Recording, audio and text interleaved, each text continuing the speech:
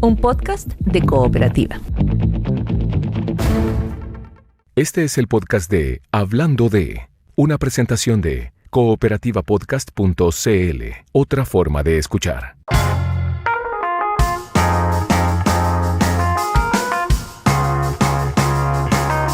Buenas tardes, la bienvenida a esta hora es Hablando de, es a una hora de conversación en Cooperativa hasta las 5 de la tarde. Nos escuchamos en cooperativa.cl, estamos transmitiendo para todo Chile y el mundo. Desde mi casa, yo, Paula Molina, en la conducción, gracias a la política de Radio Cooperativa, la decisión que se ha tomado como compañía de que quienes puedan permanecer en su hogar se queden en su hogar. Hashtag Cooperativa en casa. Comenzamos Hablando de, donde nos tomamos algunos minutos para conversar en medio de la crisis del coronavirus y con información permanente y minuto a minuto, como siempre, en Cooperativa.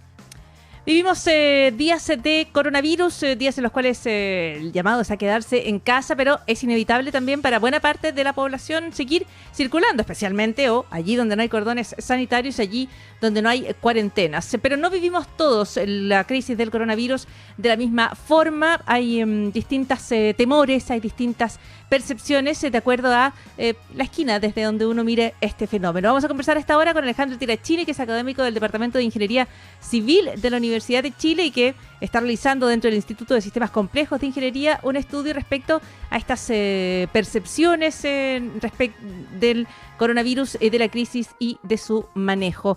¿Cómo estás, Alejandro? Muy buenas tardes. Hola, Paula, buenas tardes. Muy bien, ¿y tú? Muy bien, muchísimas gracias por la conversación. En Cooperativa, quizás podemos partir describiendo este trabajo que ustedes están haciendo, qué es lo que están buscando y cuáles son los datos o cómo los están recogiendo.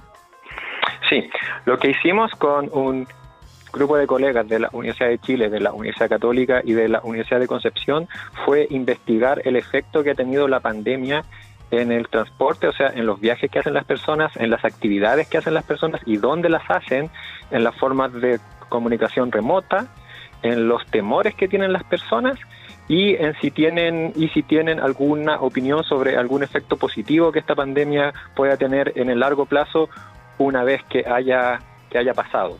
Y eso lo comparamos con una serie de indicadores socioeconómicos que preguntamos, como la edad, el sexo y el ingreso familiar, para poder ver tendencias que sirvan, por ejemplo, para orientar la política pública en estos tiempos en el que hay mucha incertidumbre porque es algo que recién está empezando. Claro, y es bueno tener esta información entonces respecto a cómo se vive, porque se vive de distintas formas. Los temores que tenemos, algunos son transversales, por ejemplo, el temor a una crisis económica, ¿no? El temor al contagio, pero se viven de distinta manera o con distinta intensidad. Partamos por eso, partamos con aquello que hoy más nos asusta respecto al coronavirus y cómo influye, por ejemplo, la cantidad de recursos que yo tengo en el temor que puedo sentir ante la pandemia. Sí, nosotros quedamos bastante contentos con la muestra, que en el sentido de que es una muestra transversal de gente que vive en Chile y tenemos más de 4.000 respuestas de Santiago y de regiones.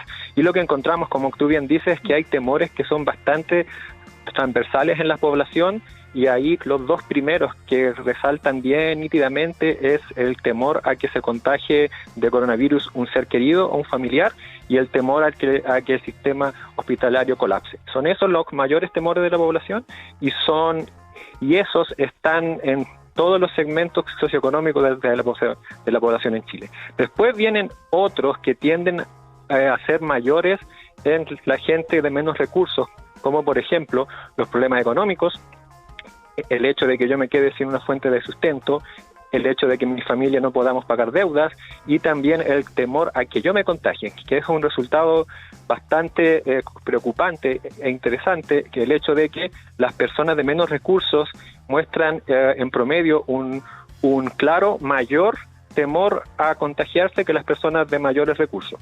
Y hay una serie de factores que nosotros hemos estado analizando que ayudan a explicar esto. Por un lado está el hecho que las personas de menores recursos están forzadas en general a moverse de su casa para tener una fuente de sustento, o sea, para trabajar o para ganar dinero. De hecho, lo que nosotros encontramos es que el teletrabajo ha sido mucho mayor en los grupos de altos ingresos que en los grupos de bajos ingresos.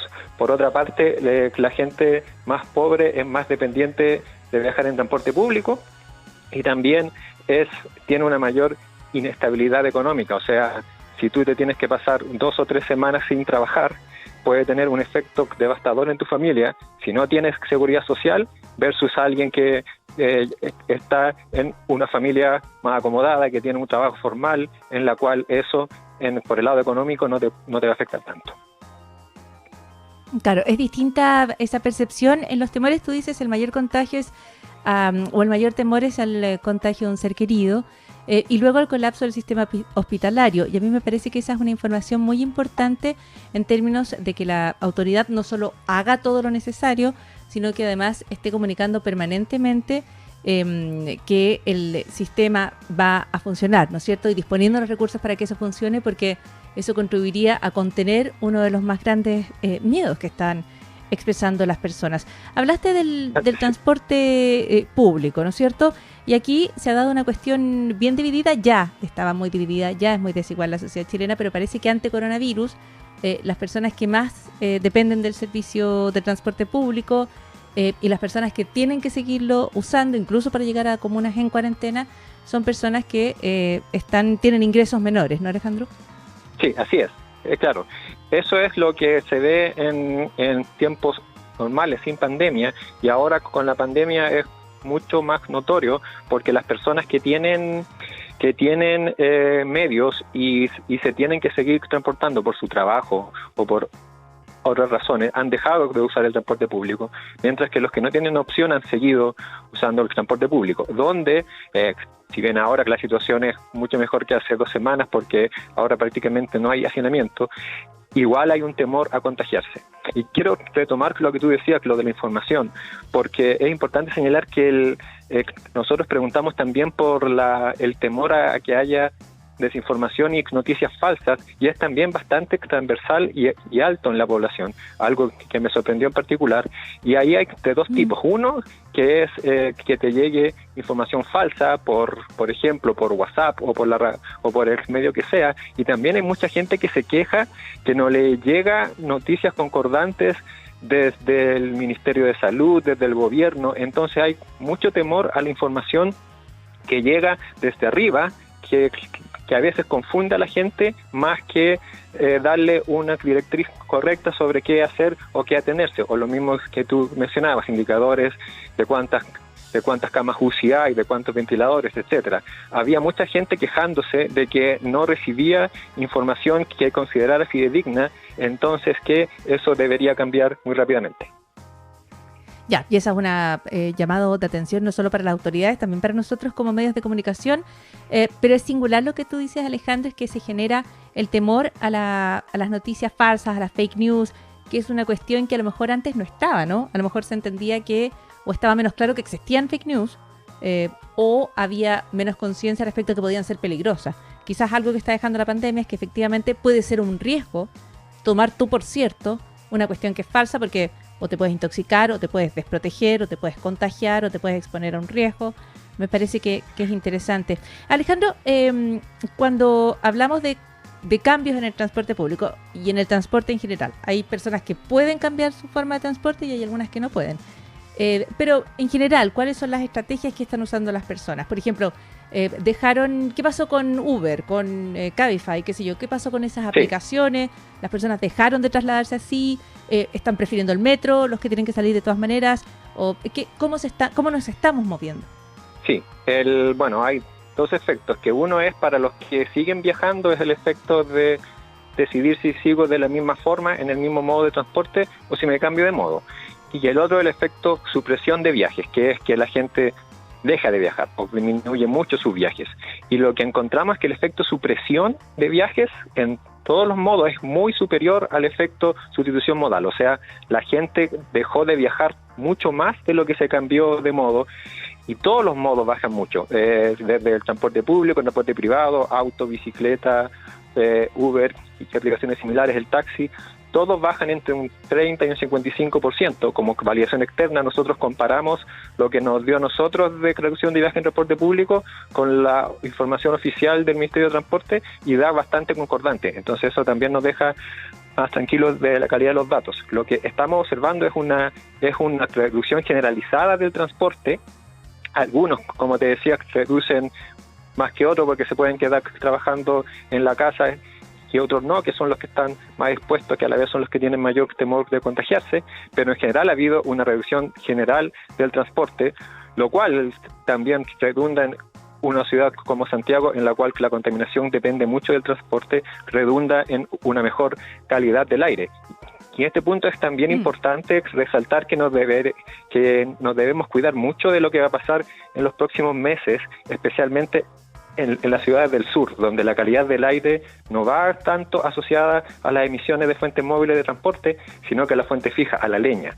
Y si la gente está en cuarentena o si estamos quedándonos más tiempo en la casa, puede incluso subir el consumo de leña en ciudades del sur de Chile que son muy contaminadas, generando un problema de salud pública muy mayor del que tenemos hoy día, si es que eso ya no se sabe manejar desde ahora. Ya, se deja entonces otra advertencia, porque precisamente asociamos directamente contaminación con vehículos, con emisiones, pero tú tienes razón, en el sur, y particularmente donde hoy estamos viendo mayores contagios, que es en Temuco, allí lo que se da es esta contaminación por efecto del uso de leña para calefacción. Alejandro, hablamos mucho del teletrabajo. Sin embargo, el teletrabajo es una cuestión que está bien desigualmente distribuida por estos días. O sea, el teletrabajo es para un grupo pequeñito y con los ingresos más altos. Sí, bueno, eso es por razones obvias, que es que hay algunos trabajos que son teletrabajables, que se correlacionan con los ingresos más altos versus los trabajos que son más manuales, en el que hay que estar en el lugar para hacerlo. Entonces, que aumente el teletrabajo en personas de mayor ingreso, que es algo que nosotros encontramos, era un resultado esperable. Lo que es más chocante es el efecto que esto tiene en el mayor temor que tienen las personas que tienen que salir a la calle, que tienen que trabajar, en el mayor temor que ellos tienen de contagiarse. Eso es lo que muestran estos datos, y es lo que nos llama en el fondo a preocuparnos tanto como ciudadanos como a nivel de gobierno en qué hacer para proteger a estas personas que siguen saliendo a la calle porque esa es su forma de sustento. Hay muchísimo para hablar en este estudio, en esta encuesta que ustedes realizan. Hablemos de otras cosas que son prácticas habituales que las personas están viendo en sus casas, y es, por ejemplo, comunicación remota, ¿no es cierto? Se habla aquí respecto a la posibilidad de estar en contacto con personas con las cuales no podemos reunirnos, por ejemplo, nuestros padres, nuestras madres, las personas mayores. Entonces algunos tratan de hablar por video, llamar por teléfono, se mandan más textos. Lo mismo pasa con los niños, con los adolescentes, en general con las personas se están comunicando por vía remota. Esta es una cuestión transversal, aumenta muchísimamente de manera notable, más allá de la percepción que cada uno pueda tener en su hogar. Sí, es bastante transversal el aumento que hay de la comunicación remota producto de la pandemia, y es principalmente en video. Nosotros preguntamos por las comunicaciones por texto, por voz y en video a principios de marzo, antes de que se empiecen a decretar medidas por la pandemia, y desde mediados de marzo, cuando viene la suspensión de clases y cuando viene el inicio del teletrabajo. Y lo que encontramos es que las comunicaciones por texto y por voz aumentan entre un 2, un 10, un 15%, y las comunicaciones por video se duplican, especialmente entre amigos, entre vecinos, entre compañeros de trabajo y compañeros de estudio, que es donde explota la comunicación por video, y es por el reemplazo de actividades que antes se hacían cara a cara por actividades remotas. Entonces, eso es lo que la gente está haciendo. Hay mucha gente que está reemplazando el hecho de juntarse con sus colegas, juntarse con sus compañeros de estudio o juntarse con sus amigos, ahora lo hace a través de video. Ya, y el video es la plataforma favorita entonces para contactarse, más que llamar por teléfono, más que hablar, más que whatsappear, es verse.